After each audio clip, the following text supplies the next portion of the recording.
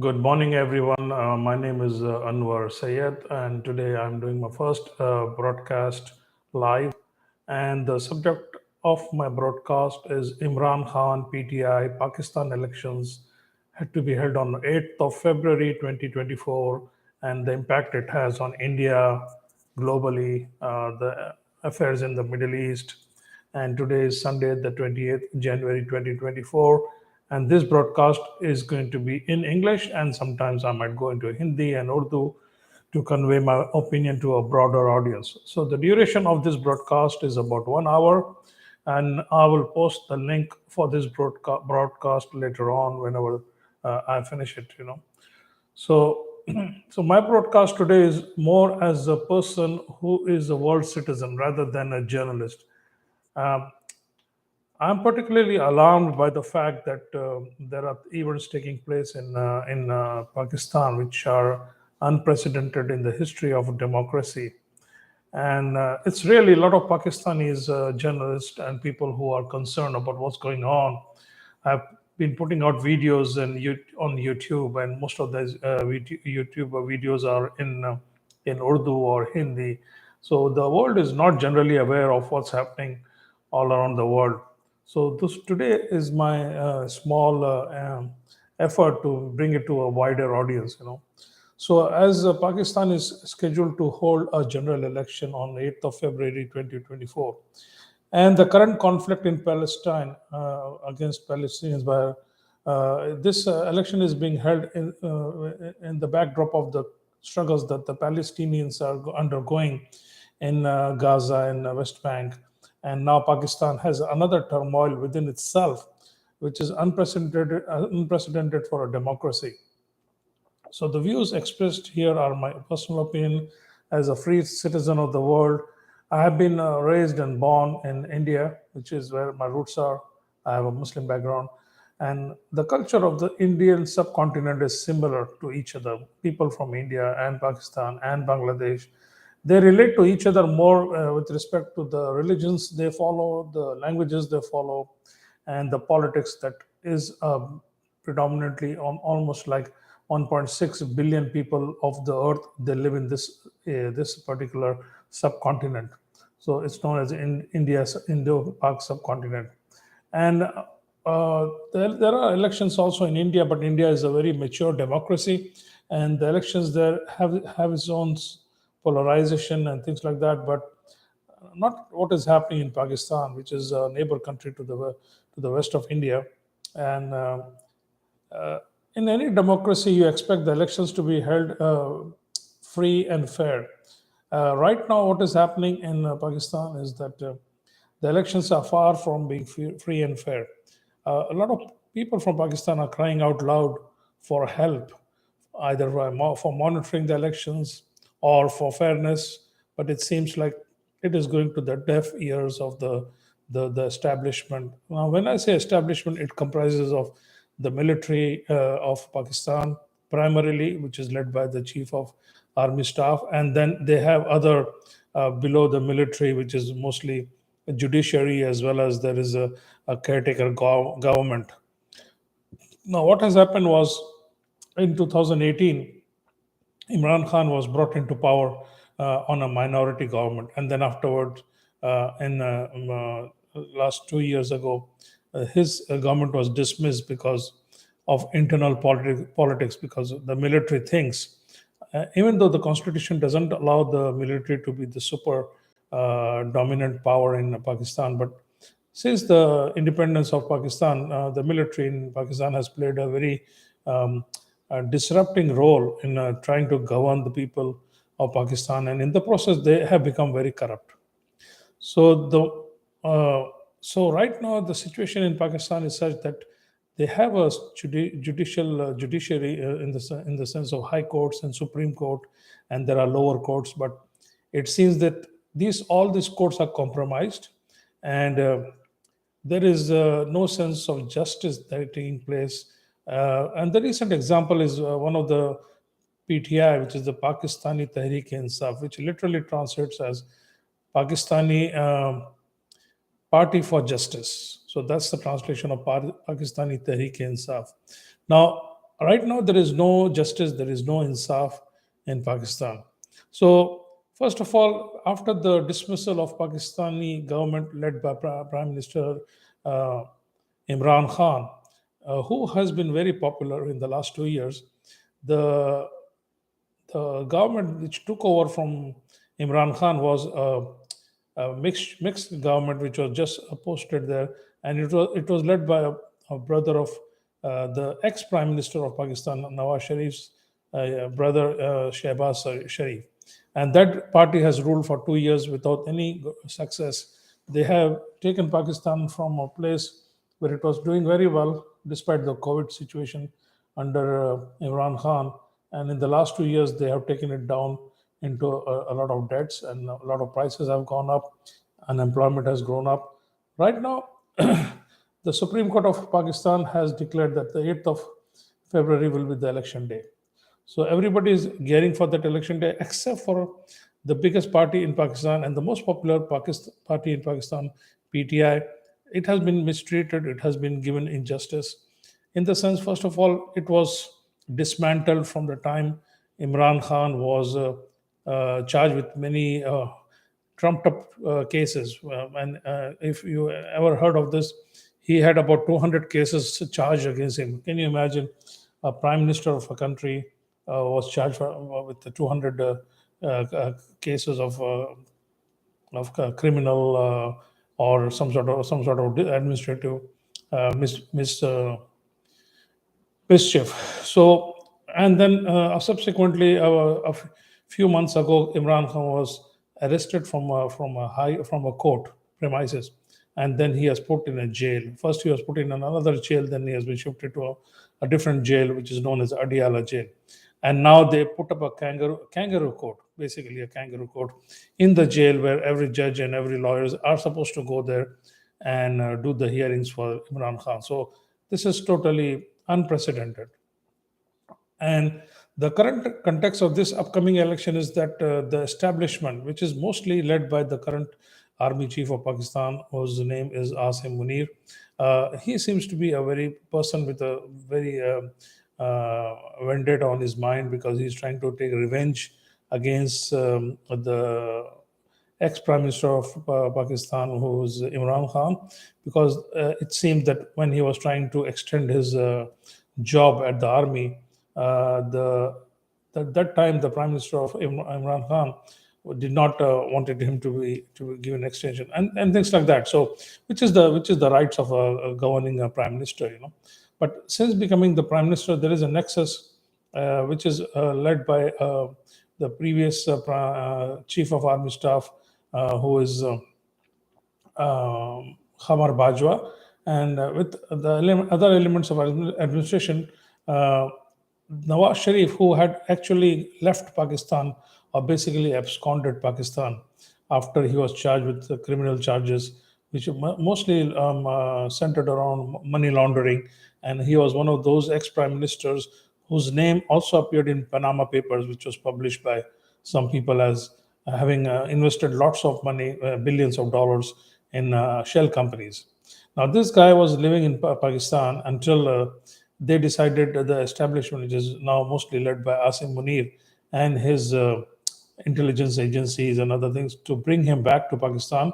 So, first of all, he was first of all barred from contesting any elections in Pakistan. So, the first thing that they did with him was, as soon they had pre-agreed that when he was going to come, they were going to cancel all his convictions of the past, and that is what has happened. So the Nawaz Sharif came back from London, and all his convictions, they were cancelled. Imran Khan was put in jail, and on the pretext of on a pretext uh, of democracy, or whatever you call it, there was an incident created last year on 9th of May by some elements in Pakistan, where they burnt some army bases and core commander houses and things like that. And they basically said this was all done by PTI. And while at the time, on the 9th of May, Imran Khan himself was in the jail, so there was no possibility that he had masterminded any of these things. But generally, that was a crackdown against the people of Pakistan. And right now, so there are a lot of people from Pakistan. They were arrested, and they are languishing in jails. A lot of false cases were charged against them, and so they basically are cornering this PTI party into a very unfair process where Supreme Court Judge Faiz basically removed their status to have a party symbol. So all the candidates who are sponsored or who have been registered by PTI are now running uh, on symbols which are all different and they are demeaning to the candidates. So there is this election commission of Pakistan, which seems to be totally biased in favor of Nawaz Sharif, and it is doing its best to disrupt the elections and the re-elections of any of the PTI candidates. So the current context of this coming election is that Nawaz Sharif, who has been three times Prime Minister of Pakistan, was invited by vested elements in Pakistan who are collectively known as establishment, and it is generally understood that it includes the current top army brass, including the incumbent Chief of Army Staff Asim, previous Army Staff Qamar Bajwa. Nawaz Sharif had absconded from Pakistan for many years after feigning medical illnesses and is considered quite well off due to his corrupt practices during his years in politics in Pakistan, and whose name, as I mentioned earlier, was revealed in Panama Papers as one of the money launderers. In the background he is the ex-Prime Minister of Imran Khan, who is a celebrity in Pakistan because in 1992 he led the Pakistani team to a World Cup win. And beside that, Imran Khan has a charisma.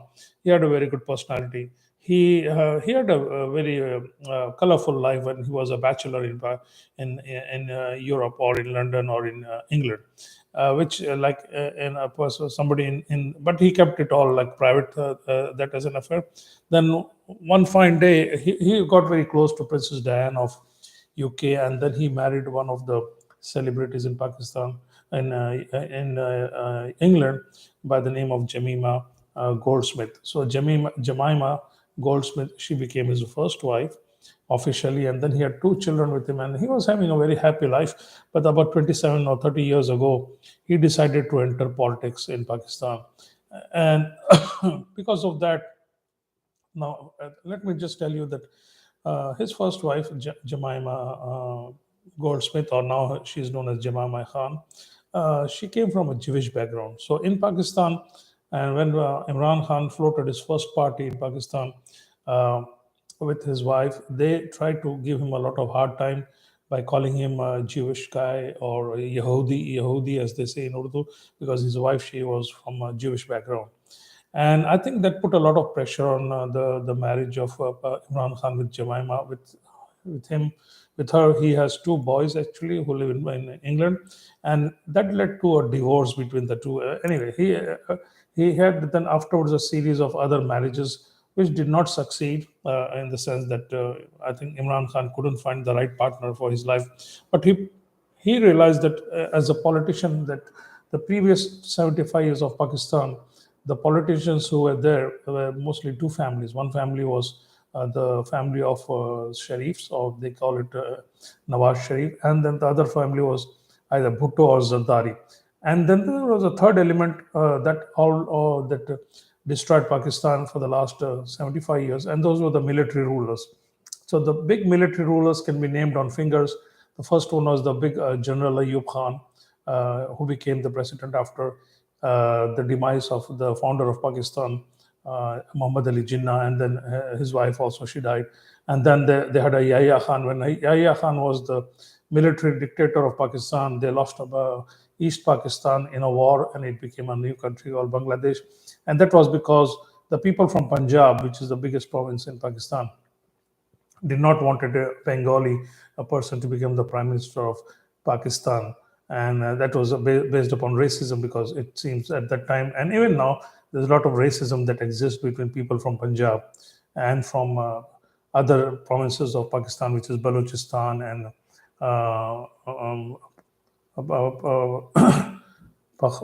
Khyber Pakhtunkhwa, and Sindh. The people from Punjab, it seems, they enjoy a they think they enjoy a racial superiority over the other people of Pakistan. Now, Imran Khan, when he came over, he tried to bridge this gap, and he tried to unite this country as one country under one rule. And now this did not suit very well with all the other players in the Pakistani politics for the last 75 years who have been exploiting the country to their own benefit, and they were enriching themselves. For example, the Sharif family is a billionaire, multi-billionaires because of the money they have taken out of Pakistan from the various corrupt practices that they adopted because they were in the government there. And same thing, the ex-chief of Army Staff Bajwa is supposed to be also a billionaire. He became a big billionaire because I think he got kick off from all the armed trades that the Pakistani Army and Air Force and Navy was doing while he was in power. And then, of course, there are other people who are also corrupt, and basically that is the Zardari family or the Bhutto family. But um, Zardari was well known as a person who took a lot of commission when he was in the power. All of these people, especially the Nawaz Sharif and Zardari, they had to undergo criminal trials because of the corrupt practices they had done in the past. Now, Imran Khan, on the contrary, was already a celebrity in England and in Pakistan, and he started charitable work because he lost his mother when he was playing cricket, and he started doing charitable work for the people of Pakistan. And on the way to become a politician, he realized that the ruling people of Pakistan, they are not interested in doing anything good for the general population of Pakistan. So he established this new party. Now, the current battle which is happening in Pakistan is that everybody has ganged up against Imran Khan and his Pakistani Tehreek-e-Insaf to employing various methods to bring them down. First of all, they have taken and arrested or even killed a journalist who was critical of the corruption that was going on in Pakistan. His name was Arshad Sharif. He was killed by some sort of conspiracy hatched by the military of Pakistan or the intelligence services in Kenya. Then another journalist whose name is Imran Khan was taken away in prison last year and kept for several months in the prison and tortured and was asked to make a false statements against Imran Khan and things like that. And so Imran Khan, being in the jail, got the sympathy of all the Pakistanis, and he is seen as the most honest person amongst all the leaders who are currently trying to come to power. So right now, the situation is that they dismantled the previous interim government of Shehbaz Sharif, and he was replaced with another caretaker government, which is also a mix of all the people who are very loyal to the Nawaz Sharif family.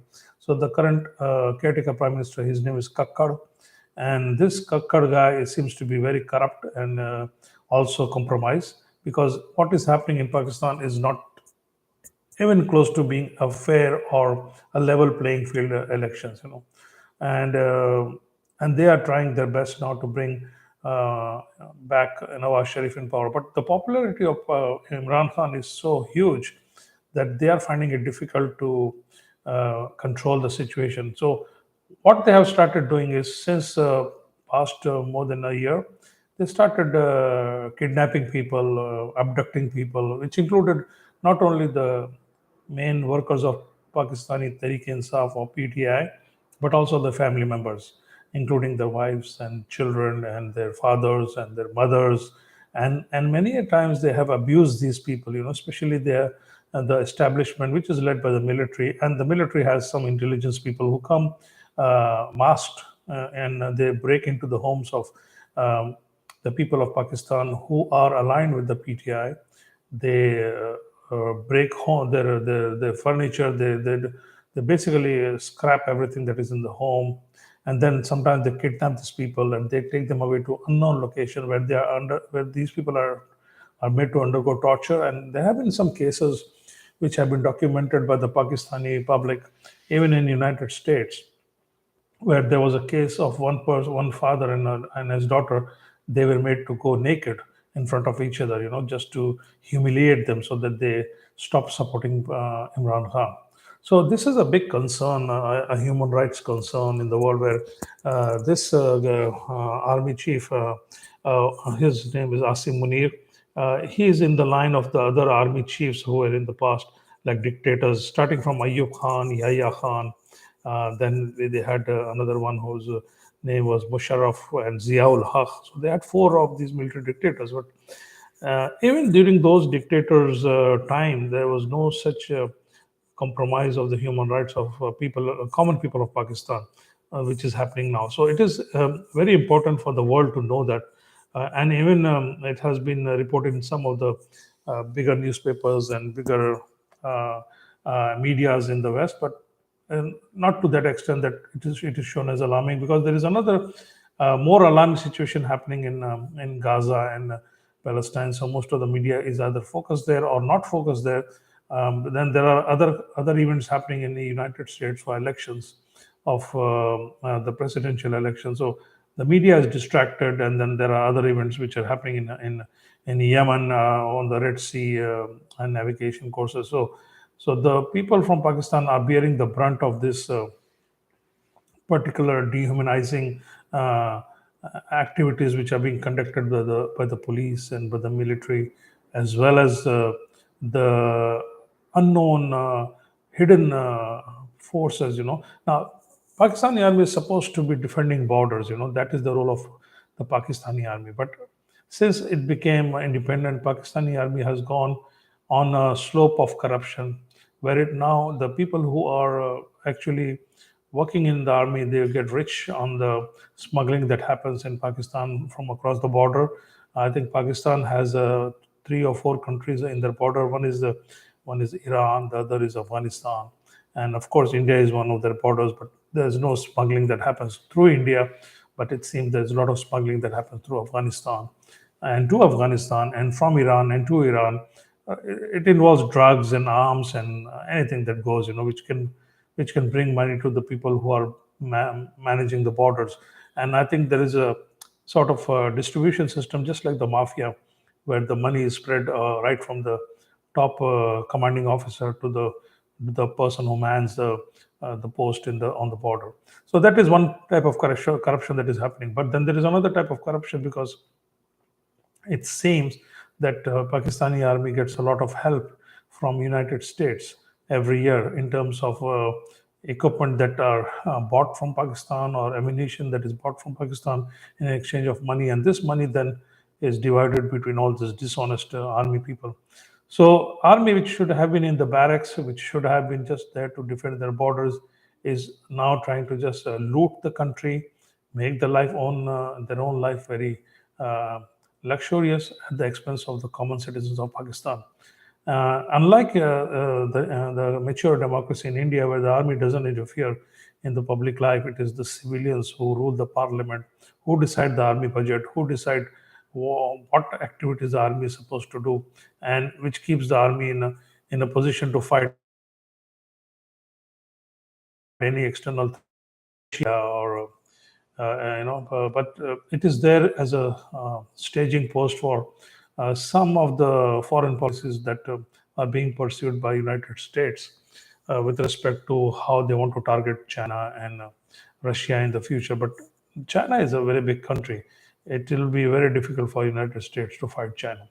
Russia, they have engaged them in Ukraine, and they are not doing well in Ukraine as well. Now, Pakistan in the past was used to fight Russia when Russia invaded Afghanistan, and that destroyed a lot of civilian life in Pakistan.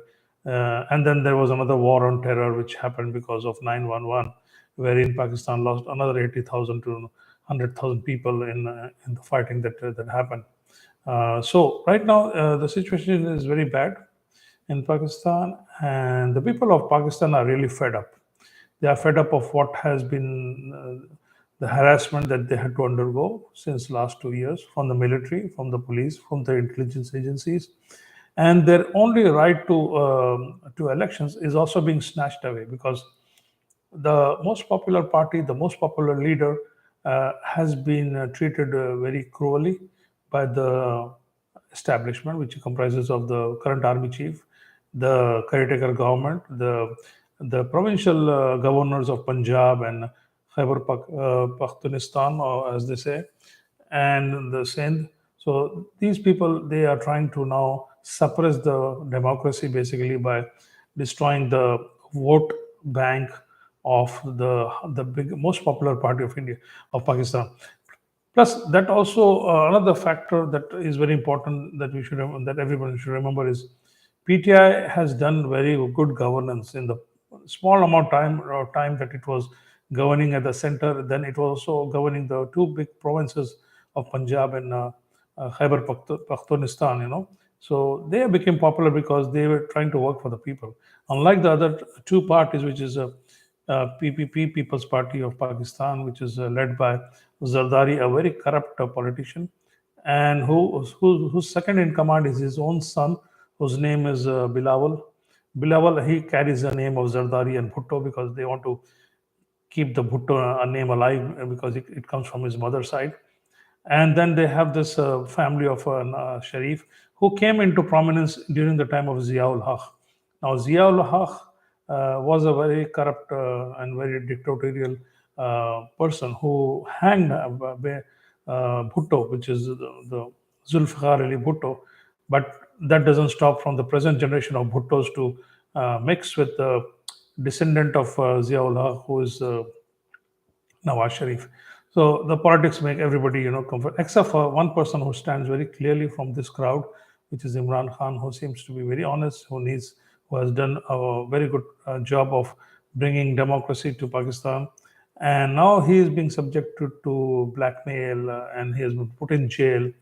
Uh, so it seems like the Supreme Court of Pakistan has a judge who's Faiz Issa, and he was doing his judgment on live on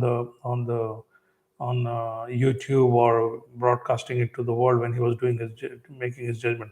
And any person who sees this trials will realize that Faiz Issa seems to be compromised, and he seems to be under control of military because none of his arguments, none of his statements that he used to conduct in the court of law in Supreme Court looked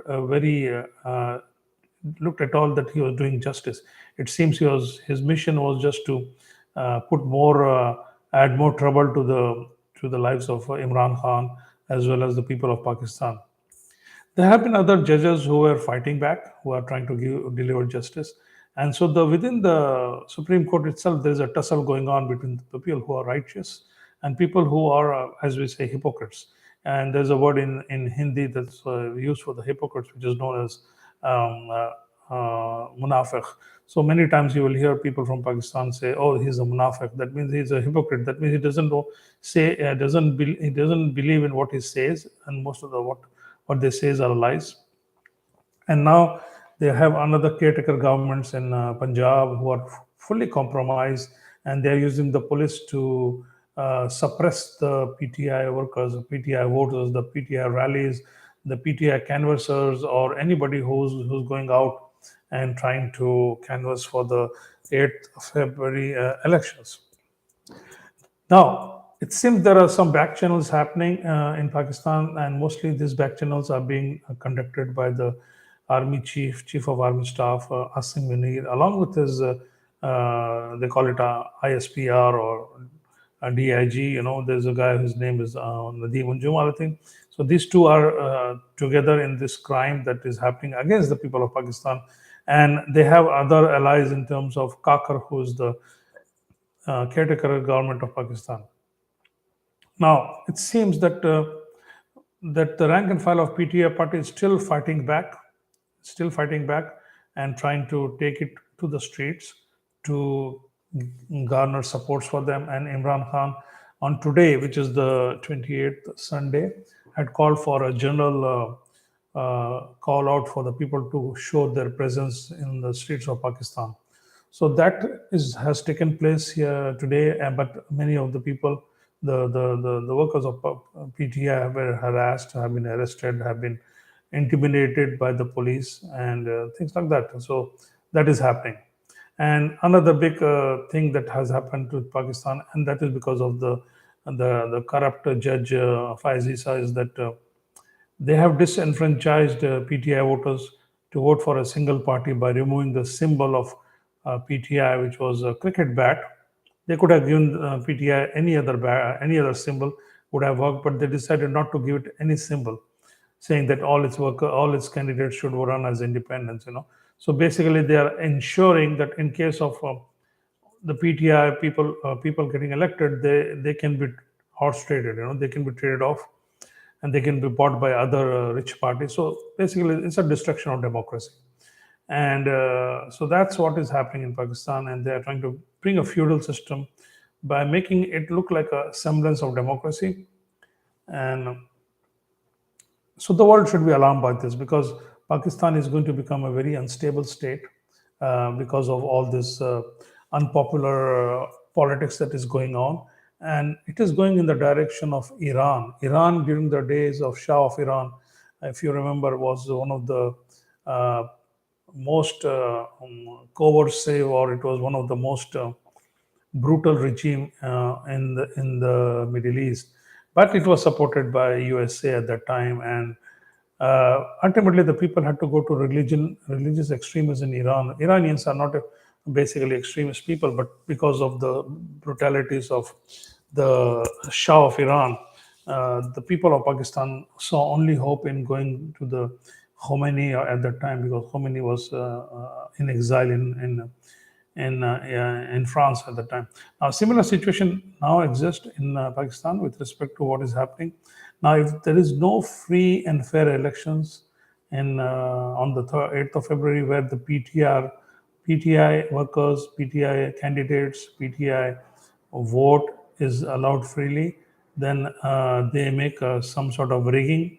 There is even on the election day, and they bring back the Nawaz family, which is comprised of Nawaz Sharif, his daughter Maryam Nawaz, and his brother Shehbaz Sharif, and then they have another person who's called Hamza Sharif. So it's like a mafia system.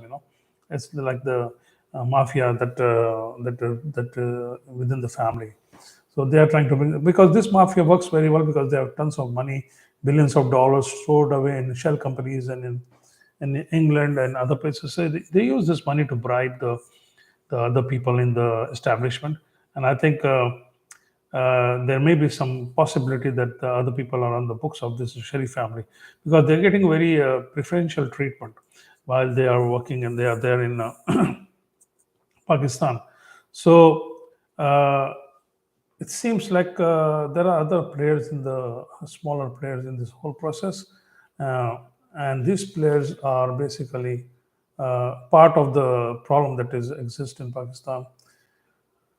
So right now it seems Imran Khan has 90% support, but because of the rigging, pre-poll rigging and poll rigging that may happen and post-poll rigging that may happen during the counting, there is a big chance that Imran Khan will be kept out of politics. And there's another curious case that is happening in the court against Imran Khan.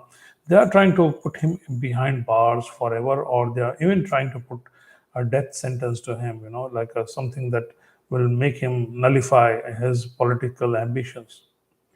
So will be a tragedy for Pakistan, because if that all those things happen, the Pakistan will explode like a French Revolution, like a Iranian Revolution, and there won't be peace. It will be a big civil war within Pakistan, where I think the people of Pakistan are going to come out in the streets, or maybe the military and the police will going to start going to target them as they did in East Pakistan and Bangladesh, and then of course this will be a destabilizing factor in the whole of Indian subcontinent. So this is why the world should be concerned about it, and all the Western countries, whether they are European countries or whether they are America or Canada or UK, they should stop supporting the bad practices of democracy that is happening in Pakistan.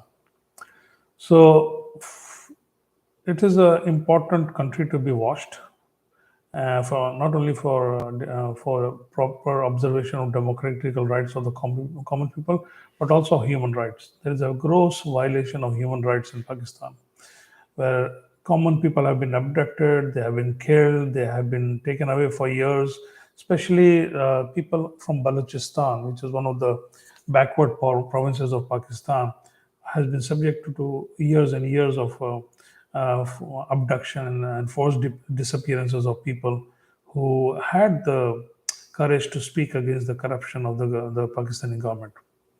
Now, Nawaz Sharif also happens to have a daughter by the name of Maryam Nawaz. From all the videos that are available online of this particular person, it seems this person has a very vengeful attitude.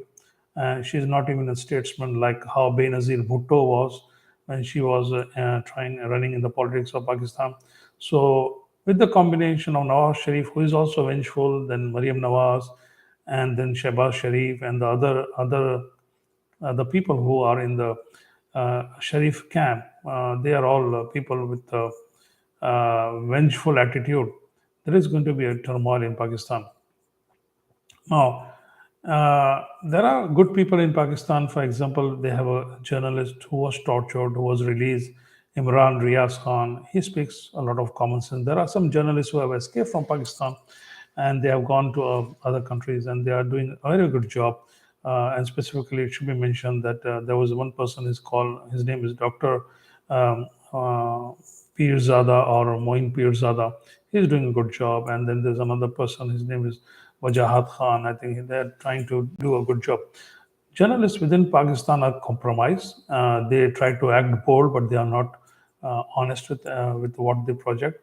They are mostly on the payrolls of either the establishment or on the payroll of the PMLN, which is led by Nawaz Sharif. So that is the story within Pakistan. Now, another story that has been very open and which has been declared for the last 2 years was there was a simple case where the ambassador of Pakistan, who was in USA, was called for a meeting by a secondary or tertiary person in the Foreign Office of USA by the name of Donald Lu, who looks like a person from Chinese or Korean origin. And this person basically threatened in 2 years ago to the ambassador of Pakistan, saying that they need to have a regime change in Pakistan and get rid of Imran Khan. Otherwise, USA is going to do a lot of harm to Pakistan. So that message was conveyed to the then Army Chief of Pakistan, Bajwa. And Bajwa, he started doing a conspiracy behind the back of a running Prime Minister, Imran Khan. And basically, he worked behind his boss's back to dump him in favor of the request or the threat which was coming from a very secondary or tertiary diplomat in USA called Donald Lu. Now, nobody has verified whether Donald Lu had the backing of who was the person who was directing Donald Lu, but it seems like this foreign policy of USA has backfired because many people in Pakistan are now they know that this harassment or this problems that they are having is because of this one particular person from Pakistan, from USA, Donald Lu, who has changed the dynamics in Pakistan.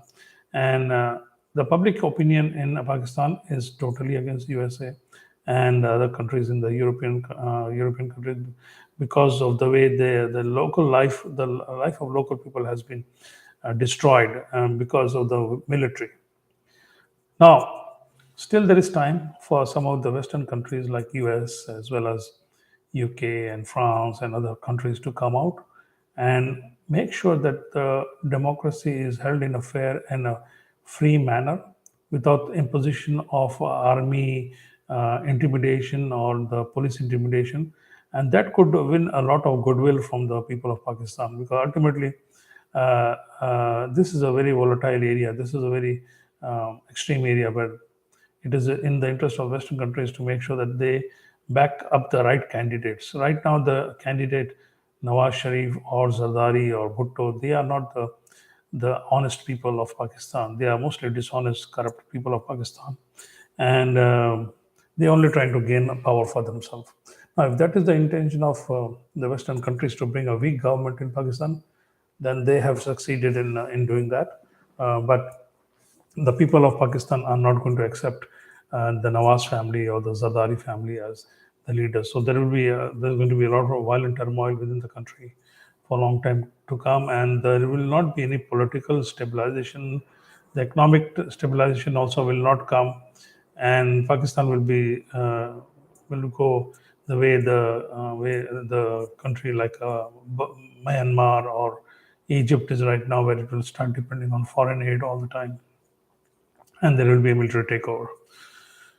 So this is just a warning to the Western powers who are dictating the foreign policy, that they have to make sure that at least, if they should not interfere in the politics of the foreign country, but they should at least make sure that the people of any country are not suffering because of their foreign policies, and they bring honest people out into the government rather than corrupt and people with no good attitude towards their own people, because ultimately this if the people of Pakistan lose, then even the West will lose. And so this is just a general uh, uh, thing that I wanted to uh, convey to everybody, and I hope we are going to all count the days until 8th of February to see how things happen in Pakistan. If Nawaz Sharif becomes the Prime Minister of Pakistan, I think the doomsday in Pakistan is not too far. Either it is going to be destroyed totally, or it will go into a total backward way. So thank you for watching, and thank you for listening to me. And this is my first attempt, so I hope I didn't make too many mistakes, but maybe next time I'll do a better job. If there are any positive comments, I will appreciate that. Thank you.